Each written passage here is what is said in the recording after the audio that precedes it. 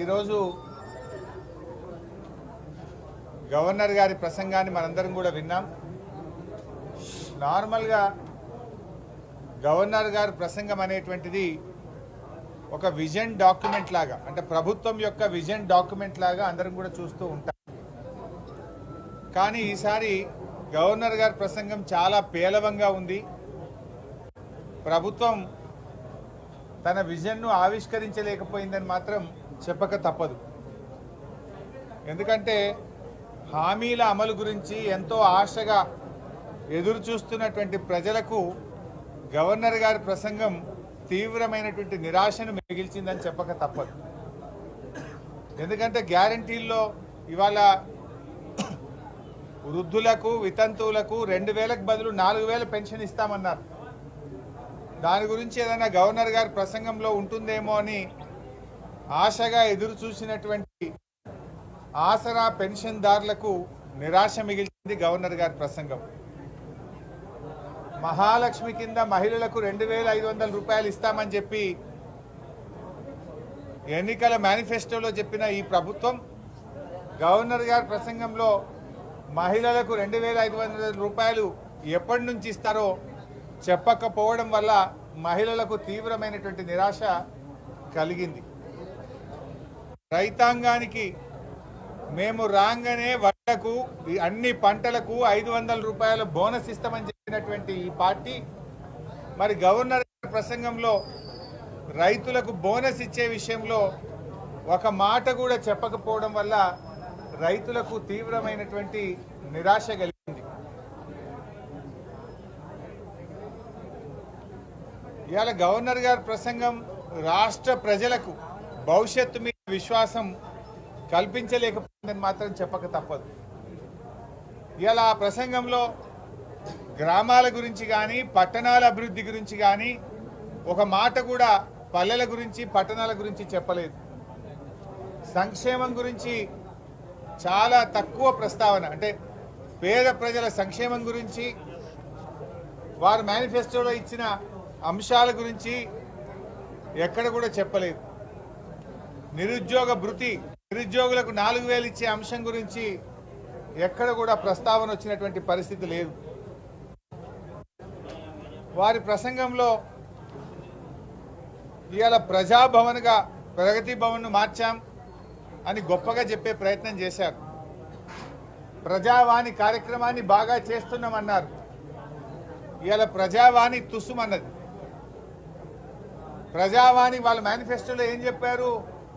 ముఖ్యమంత్రి గారు స్వయంగా ప్రతిరోజు ప్రజల నుంచి విజ్ఞప్తులు స్వీకరిస్తారు అని చెప్పారు. ఒక్కరోజు మాత్రమే ముఖ్యమంత్రి గారు పోయి ప్రజల నుంచి విజ్ఞప్తులు స్వీకరించారు. రెండవ రోజు నుంచి మానేసినారు. తర్వాత అదే ప్రజావాణికి రోజుకొక మంత్రి గారు వెళ్తారు అన్నారు. 3-4 రోజులు మంత్రులు పోయినరు. తర్వాత ఆ ప్రజావాణికి మంత్రులు పోవడం కూడా బంద్ అయిపోయింది. తర్వాత ఆ ప్రజావాణిని రోజు కాదు వారంకు 2 రోజులే అన్నారు, మంగళవారం శుక్రవారం. దానికి ఒక IAS అధికారిని పెడుతున్నామన్నారు. చివరికి ప్రతిరోజు పోయి 2 రోజులైంది. ముఖ్యమంత్రి గారు పోయినరు, మంత్రులు పోవడం బంద్ అయిపోయింది. చివరికి IAS అధికారి కూడా పోతలేరు. ప్రజావాణిలో ఎవరున్నారయ్యా అంటే అవుట్సోర్సింగ్ ఉద్యోగులు దరఖాస్తులు తీసుకుంటున్నారు. ఇది మీరు గొప్పగా చెప్పిన ప్రజావాణి యొక్క పరిస్థితి. గతంలో మా ప్రభుత్వం ఉన్నప్పుడు జిల్లా కలెక్టర్, జిల్లా అధికారులందరూ కూడా కలెక్టరేట్లో కూర్చొని ప్రజావాణి దరఖాస్తులు తీసుకొని ఎప్పటికప్పుడు పరిష్కరించే పద్ధతి ఉండేది. కానీ మీ ప్రజావాణి ఏడికొచ్చిందంటే అవుట్సోర్సింగ్ ఉద్యోగులు దరఖాస్తు తీసుకునే కాడికి వచ్చింది. మీరు చెప్పిన ప్రజావాణి గొప్పతనం అక్కడ ఉన్నది. ఇవాళ గవర్నర్ గారి గురించి అర్ధ సత్యాలు చెప్పించేటువంటి ప్రయత్నం చేశారు మీరు. అదేవిధంగా పారాగ్రాఫ్ 5లో గవర్నర్ గారి ప్రసంగంలో 6 గ్యారంటీల్లో 2 గ్యారంటీలు ఇప్పటికే అమలు చేశామనే ఒక అర్ధ సత్యాన్ని చెప్పారు. 6 గ్యారంటీల్లో ఉన్నాయి 13. అందులో ఏం చెప్పారు గవర్నర్ గారి చేత? 2 గ్యారంటీలు అమలు చేశాము. ఒకటి మహిళలకు ఉచిత బస్సు ప్రయాణం అని చెప్పారు. ఇది మహాలక్ష్మి కింద 3ంటిలో 1 మాత్రమే మహిళలకు ఉచిత బస్సు ప్రయాణం. 6 గ్యారంటీల్లో ఒకటి మహాలక్ష్మి. మహాలక్ష్మిలో ఏమున్నాయి? 500 రూపాయల గ్యాస్ సిలిండరు, మహిళలకు 2500 రూపాయలు, మహిళలకు ఉచిత బస్సు. ఈ 3 అమలు చేస్తే ఒక గ్యారంటీ అమలైనట్టు లెక్క. కానీ మూడిట్లో ఒకటి మాత్రమే చేసి ఒక గ్యారంటీ అమలైందనేటువంటి ఒక అర్ధ సత్యాన్ని గవర్నర్ చేత పలికించడం ఇది చాలా దురదృష్టకరం. ఈ యొక్క శాసనసభ ప్రతిష్టను, గవర్నర్ గారి ప్రతిష్టను దిగజార్చే విధంగా ఈ ప్రసంగాన్ని తయారు చేశారు. ఈజ్ ఇట్ నాట్ ఏ లై? మీరు మహాలక్ష్మి కింద 3 చెప్పారు, ఒకటి మాత్రమే చేసి ఒక గ్యారంటీ అయిపోయింది అనడం అనేటువంటి ఒక అర్ధ సత్యాన్ని గవర్నర్ గారి చేత చెప్పించారు. 2 గ్యారంటీలు అమలు చేశామని చెప్పారు. ఒకటేమో అర్ధ సత్యం, రెండవది ఆరోగ్యశ్రీ. దాని గురించి గవర్నర్ గారి ప్రసంగంలో నామమాత్ర ప్రస్తావన కూడా లేదు. అంటే దాని అమలు లోపభూయిష్టంగా ఉంది. 10 లక్షల రూపాయలకు ఆరోగ్యశ్రీ పెంచడం అనేది దాని అమలులో అది లోపభూయిష్టంగా ఉన్నది.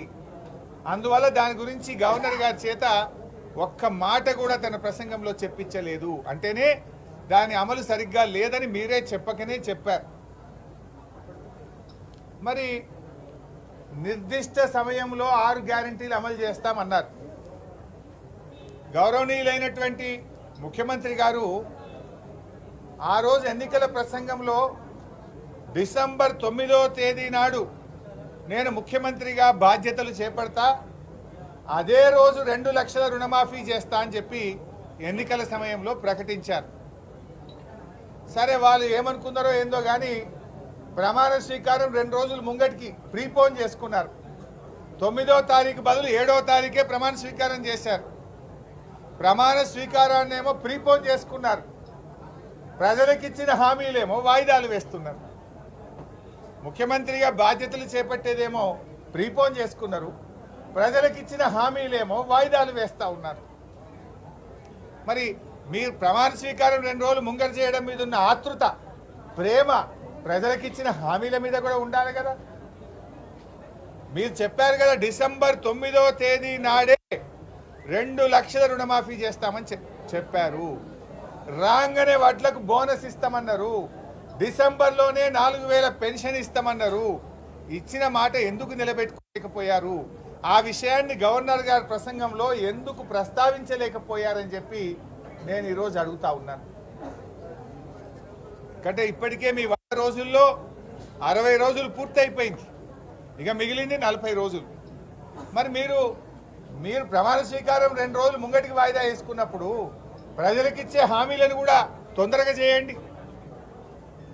ఇంకో 10 రోజులు 15 రోజులు అయితే ఎలక్షన్ కోడ్ వస్తుంది, పార్లమెంట్ ఎన్నికలు. మరి ఎట్లా అమలవుతుంది? 10-15 రోజుల్లో ఎలక్షన్ కోడ్ వస్తే మరి 100 రోజులు మీ మార్చి 17వ తేదీకి ముగుస్తాయి. ఇవాళకి 61 రోజులైంది మీ ప్రభుత్వం వచ్చి, ఇంకా మిగిలినవి 39 రోజులు. ఇంకో 10 రోజులు పోతే ఎలక్షన్ కోడ్ వస్తుంది. మరి ఆ తర్వాత ఎన్నికల హామీలు ఎలా అమలు జరగాలంటే నిజంగా మీరు ప్రజలకు ఇచ్చిన మాట చిత్తశుద్ధి ఉంటే ఇలా గవర్నర్ గారి ప్రసంగంలో అవన్నీ ఉండాలి కదా. మేము 2 లక్షల రుణమాఫీ గురించి ఇలా ఏ డేట్ నుంచి అమలు చేస్తారో చెప్పలేదు. మహిళల 2500 బోనస్ గురించి, మహిళలకు ఇచ్చే 2500 చెప్పలేదు. వడ్లకు బోనస్ గురించి చెప్పలేదు. 4000 ఆసరా పెన్షన్ గురించి చెప్పలేదు. అంటే అవన్నీ మీరు ఎగబెట్టదలుచుకున్నారా? దాని గురించి ఎందుకు ప్రస్తావన లేదు? ఇవాళకి ఆల్రెడీ 61 రోజులు అయినాయి. గవర్నర్ గారి ప్రసంగం అంటే ఒక సంవత్సర కాలానికి విజన్ డాక్యుమెంట్. వచ్చే ఏడాదిలోగా మీరు ఏం చేస్తారనేది ప్రతిబింబించే విధంగా గవర్నర్ గారి ప్రసంగం ఉంటుంది. అంటే వచ్చే ఏడాదిలో ఈ కార్యక్రమాలు అమలు చేయ 2 విషయాలు మీరు ప్రస్తావించారు. ఒకటి 500 గ్యాస్ సిలిండర్ ఇస్తామని, రెండవది కరెంటు, ఉచిత కరెంటు 200 యూనిట్లు ఇస్తామన్నారు. మిగతా వాటి ప్రస్తావన లేదంటే వచ్చే ఏడాదిలోగా మిగతావి అమలు కావని చెప్పకనే మీరు చెప్పారు.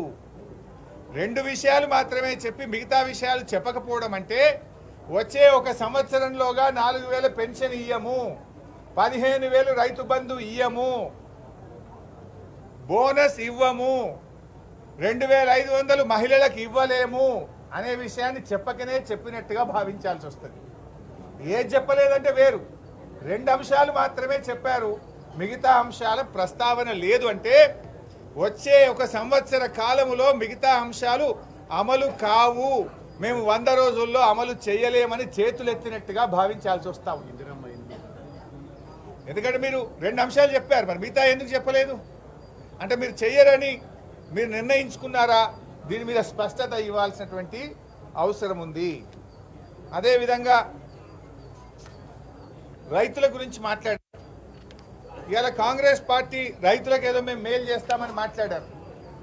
మీరు మేలు కాదు కదా, మీరు వచ్చిన ఈ 2 నెలల కాలంలో రైతులకు తీవ్రమైనటువంటి అన్యాయం చేశారు. రైతులకు ఇచ్చిన ప్రతి మాట కాంగ్రెస్ పార్టీ తప్పింది. మీరు 4 విషయాలు చెప్పారు రైతులకు. 4 విషయాలకు 4 కూడా ఈరోజు అమలు చేయకుండా ఈ రాష్ట్ర రైతాంగానికి తీవ్రమైనటువంటి అన్యాయం చేసింది కాంగ్రెస్ ప్రభుత్వం. మొదటిది, మేము రాగానే ఎకరానికి 15,000 రూపాయల రైతు బంధు ఇస్తామన్నారు. 15,000 ఇవ్వలేదు, ఇచ్చే 10,000 కూడా ఇవ్వకుండా రైతులకు అన్యాయం చేశారు. రెండవది, డిసెంబర్ 9వ తేదీ 2 లక్షల రుణమాఫీ చేస్తామని బ్యాంకులకు వెళ్ళండి, డబ్బులు తెచ్చుకోండి అని చెప్పారు. రైతులకు రుణమాఫీ విషయంలో ఇవాళ మీరు డిసెంబర్ 9 పోయింది, జనవరి 9 పోయింది, ఫిబ్రవరి 9 వచ్చిన రుణమాఫీ మీద ఇప్పటిదాకా మీరు రైతులకు నిర్ణయం తీసుకోకుండా మోసం చేశారు. మూడవది, మీరు వడ్లు అమ్ముకోవద్దు, వడ్లు ఆపెట్టుకోండి, మేము వస్తా ఉన్నాం డిసెంబర్లో 500 బోనస్ ఇస్తామని చెప్పారు. ఇవాళ మీరు బోనస్ ఇవ్వలేదు, వడ్లకు అన్ని పంటలకు కూడా బోనస్ ఇవ్వకుండా రైతులకు ద్రోహం చేశారు. నాలుగవది, రైతాంగానికి 24 గంటల నాణ్యమైన కరెంట్ ఇస్తామన్నారు. ఇవాళ ఈ రాష్ట్రంలో ఎక్కడ పోయినా రైతులకు 15-16 గంటలకు మించి కరెంటు రావడం లేదు. మోటార్లు కాల్తా ఉన్నాయి, ట్రాన్స్ఫార్మర్లు కాల్తా ఉన్నాయి, రైతులు ఆందోళనలో ఉన్నటువంటి పరిస్థితి. అంటే రైతులకు మీరు 4 హామీలు ఇస్తే 4కి 4 కూడా అమలు చేయకుండా మీరు రైతాంగానికి తీవ్రమైనటువంటి అన్యాయం చేసింది ఇవాళ కాంగ్రెస్ పార్టీ. నేను అనుకున్నా వానకాలం ఇవ్వలేదు, ఇప్పుడు యాసంగి పంట వస్తుంది, మార్చి ఏప్రిల్ నెలలో యాసంగి పంట వస్తుంది, కనీసం యాసంగి పంట కన్నా బోనస్ ఇస్తారేమో అని మేము ఆశపడ్డాం. గవర్నర్ గారి ప్రసంగంలో రైతులకు అన్ని పంటలకు మేనిఫెస్టోలో చెప్పినట్టు బోనస్ ఇస్తారేమో అని మేము ఆశగా గవర్నర్ గారి ప్రసంగాన్ని విన్నాం. కానీ రైతులకు బోనస్ విషయంలో, పంటలకు ఇచ్చే బోనస్ విషయంలో గవర్నర్ గారి ప్రసంగంలో నామమాత్రపు ప్రస్తావన కూడా లేకపోవడం మాకు తీవ్రమైనటువంటి నిరాశ కలిగింది. అదేవిధంగా గవర్నర్ గారి ప్రసంగంలో మేము 40,000 కోట్ల పెట్టుబడులకు తెచ్చాము అని చెప్పి మరి చాలా గొప్పగా చెప్పారు.